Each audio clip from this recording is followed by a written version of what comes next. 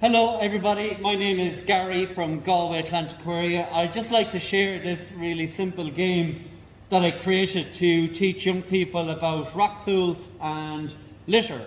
So in this game it's quite simple, so I've drawn a simple rock pool. I can talk about the life in the rock pool, I can talk about why it's so important to keep it clean. So basically there's two species of the rock pool in this game, and they can't meet each other because there's litter in the way. So with our Clean Coast volunteer, we can actually move the litter into the bin. So it's quite a fun game. I tested it out with a lot of young people and they really liked it. There was a few problems with it, it kept breaking, but generally it was quite simple. So now you see the passage is clear for the fish to go through and meet each other.